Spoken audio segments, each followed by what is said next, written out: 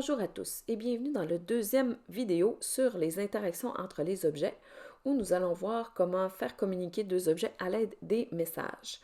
Nous allons pour ce faire reprendre le projet avec le hibou et le panda là où il était rendu la dernière fois. Le panda était en camping, ensuite la nuit tombait, il entendait chanter le hibou, il disait bonjour hibou et ensuite c'est là où on en était rendu. Donc, ce qu'on va essayer de faire, c'est de voir ce qu'on peut faire avec le hibou maintenant et d'utiliser la section des messages. On va retourner dans hibou. Le hibou, il chante. Le petit bonhomme, il lui dit bonjour hibou. On va le faire attendre 2 secondes aussi, qui est fini de dire bonjour hibou. Et on va bien entendu le montrer, parce qu'un jour, il faut bien le montrer. De quoi on veut qu'il ait l'air, notre hibou? Ok, il n'est pas au bon endroit du tout.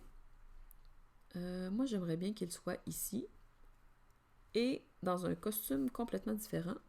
Donc, on va le déplacer, mouvement, aller à cet endroit-là. À cet endroit-là ici. Et les costumes, qu'est-ce qu'on pourrait mettre? Quelque chose qui serait un petit peu plus approprié pour un hibou qui est dans un arbre. Allons les voir, ça va être plus simple. Un hibou qui est dans un arbre, ça pourrait très bien être le 6. Ça fonctionne, le 6. On le sélectionne ici. Donc, la raison maintenant pour laquelle il était déjà montré, c'est qu'il n'était pas caché. Donc, s'il est caché, vous pouvez actionner les blocs en cliquant à l'intérieur ici. Donc, il a joué son son 2 fois, il a attendu 2 secondes, on l'a vu apparaître et il y avait le bon costume. Heureusement. L'étape suivante, donc ce qu'on pourrait faire, on va le faire glisser jusqu'en bas, on va le ramener à côté du petit panda, donc on va le faire glisser vers cette position-là. Ça prend 1 seconde.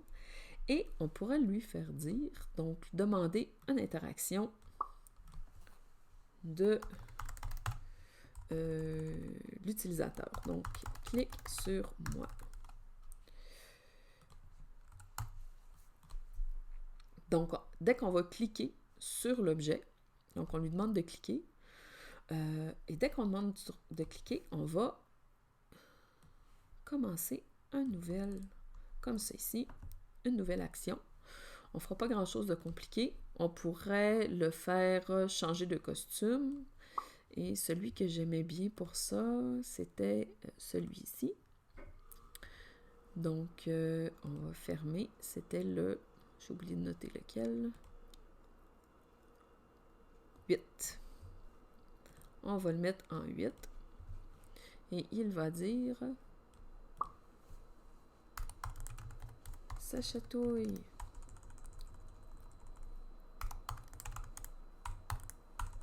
Je vais finir par l'écrire comme il faut. Comme ça, pendant 2 secondes. Cependant, moi, j'aimerais bien que le panda, il se passe quelque chose avec aussi suite à cette action-là. Mais comme j'ai cliqué sur le hibou, le panda, il n'est pas au courant que j'ai cliqué sur le hibou. Il faut les faire communiquer. C'est là qu'on utilise diffuser le message. Donc, il y a message 1 d'intégrer, mais si vous cliquez sur la liste ici, vous pouvez indiquer votre propre message. On va appeler ce message-là « Chatouille ». Donc, notre hibou, ça chatouille.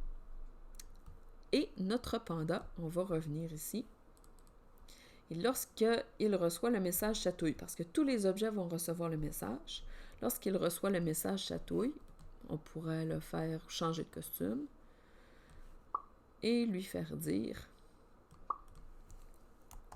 ha ha ha ha ha ha, comme ça. Voyons voir si tout fonctionne bien. On va se mettre en grand écran. On clique sur le drapeau vert. On va recommencer du début. La nuit va bientôt tomber. Bonjour hibou. Clique sur moi. Et là, je peux attendre le temps que je veux. C'est moi qui décide quand le reste va se produire.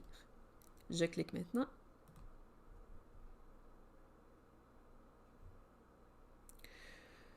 Donc, on voit qu'il a fini de dire ça chatouille avant que le panda trouve ça très, très, très, très drôle. Donc, c'est un peu ludique comme exemple, mais ça vous montre quand même les possibilités d'interaction entre les deux. Donc, si vous entrez des choses au clavier, mais des fois, ça peut être très, très, très difficile de savoir ça prend combien de temps avant que les choses se produisent et donc d'utiliser le attendre. Mais si vous voulez aussi qu'il se passe, si vous avez 3 ou 4 objets, mais parfois vous voulez juste faire disparaître certains objets. Alors un petit peu comme j'ai fait au début avec le hibou, on fait simplement, donc quand cet événement-là se produit, on le cache, si on ne le voit pas, il n'est pas là, puis on s'en est débarrassé pour l'instant.